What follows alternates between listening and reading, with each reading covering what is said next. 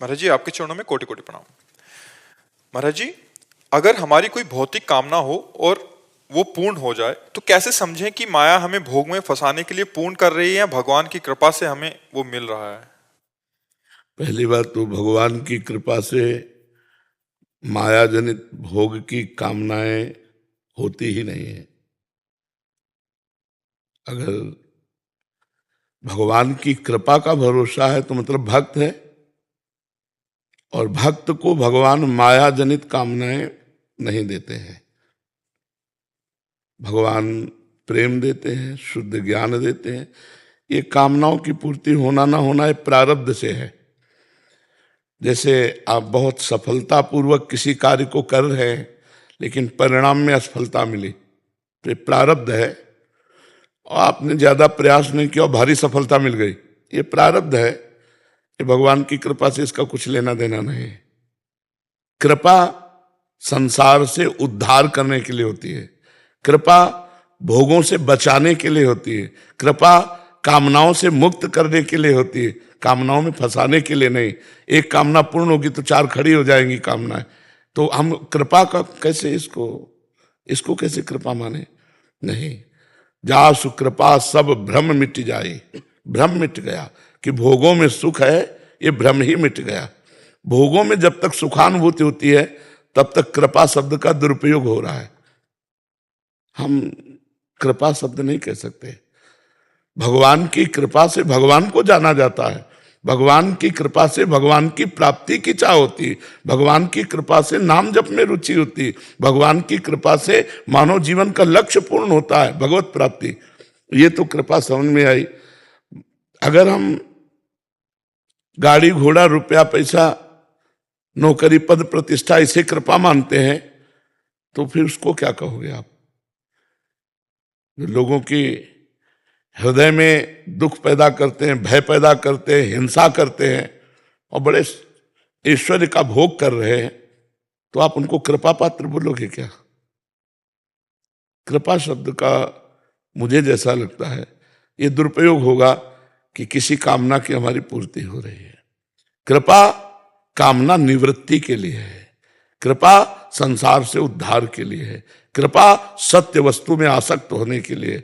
हम ये कृपा कह सकते हैं कि वहां अंदर कोई कामना नहीं है।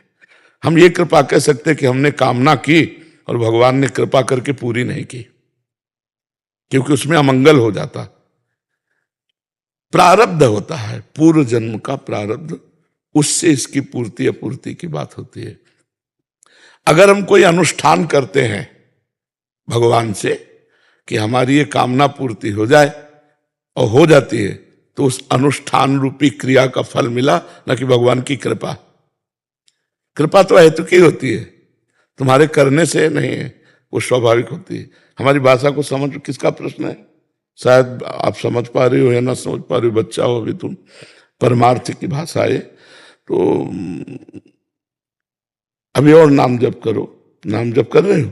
हाँ, नाम जप आगे करो। कृपा शब्द बहुत बड़ी चीज है, कृपा बहुत बड़ी चीज है। भारी से भारी प्रतिकूलता में भी कृपा का अनुभव, भारी से भारी दुख में भी कृपा का अनुभव। तो अगर हम अपनी कामना की पूर्ति को केवल कृपा मान लेंगे तो मुझे लगता है कि कृपा का शब्द का दुरुपयोग होगा, वो सार्थक नहीं माना जाएगा। महाराज जी, कृपा शब्द का फिर तो कोई अंत ही नहीं है। प्रतिकूलता भी कृपा, अनुकूलता भी और कृपा। क्या, और क्या। कृपा में जब डूब गए तो फिर तुम्हारी कृपा तुम्हें रघुनंदन जाने भगत भगत चंदन। तभी जोई जोई प्यारो करे, और क्या, सोई में ज्यो ज्यो राखत होते हो त्यो रहियत हो हरि, यह है कृपा। वो मतलब कामना की पूर्ति करो। चूंकि यहाँ से सीधे अध्यात्म शब्द का अर्थ पहुंचता है, अध्यात्म का। तो आप कृपा को अगर हम ऐसे कह देते हैं तो उनको हम क्या बोलेंगे? जो गौओं की हत्या का वो पूरा, तो ऐसी उनके पास कितनी गाड़ियां, लग्जरी गाड़ियां से चलते हैं और सब, तो उसको क्या हम भगवत कृपा बोलेंगे? उनको जो चोरी हिंसा करते हैं, छल कपट करते हैं, पापाचरण करते हैं, घूस लेते हैं, उनको हम कृपा पात्र बोलेंगे? मेहनत करके एक आदमी साइकिल नहीं खरीद पाता, घूस ले करके और नाना प्रकार के पापाचरण करके बड़ी बड़ी लग्जरी गाड़ियों में चलते हुए कृपा होगी क्या? तो हमारे लगता है कामनाओं की पूर्ति कृपा नहीं, कामनाओं की निवृत्ति कृपा है। कामना ही न रह जाए, इसे अगर अनुष्ठान करते हैं फिर पूर्ति होती है, तो कृपा से नहीं हुई, वो अनुष्ठान से पूर्ति हुई। कि हम इतने गोपाल शास्त्र नाम जप करते हैं, हम इतना ये करते हैं, उसके फलस्वरूप हम ये चाहते हैं, तो वो कृपा नहीं मानी जाएगी। जैसे करदम जी ने, अगर शास्त्रों को पढ़ोगे सुनोगे तो अध्यात्म के उदाहरण समझ पाओगे। करदम जी ने तपस्या की, जब ब्रह्मा जी ने उनको कहा कि सृष्टि बढ़ाओ, प्रारंभ की बात है, तो करदम जी ने 10,000 वर्ष तक तपस्या की। और जब भगवान प्रकट हुए तो कहा क्या चाहते हो? तो उनका प्रभु मैं सुयोग्य पत्नी चाहता हूं, क्योंकि ब्रह्मा जी ने आदेश किया है सृष्टि बढ़ाओ, तो 2 के द्वारा ही मैथुन सृष्टि बढ़ेगी, तो मुझे पत्नी चाहिए। तो भगवान की आंखों से आंसू आ गए, उसी से बिंदु सरोवर बना है वहां, इसलिए आंसू आ गए कि मुझे प्रसन्न करके संसार से मोक्ष नहीं, संसार मांगा पत्नी। तो उन्होंने कहा आदि सम्राट महाराज मनु की पुत्री देवहूति परसों आएंगी और तुम्हें पति रूप में वरण करेंगी, तो उनको पत्नी रूप से स्वीकार करना।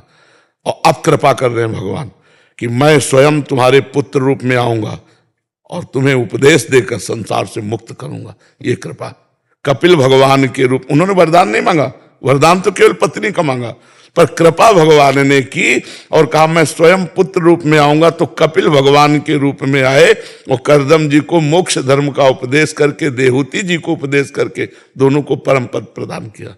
तो कृपा तो मुक्त करने के लिए होती है, अहेतुकी होती है।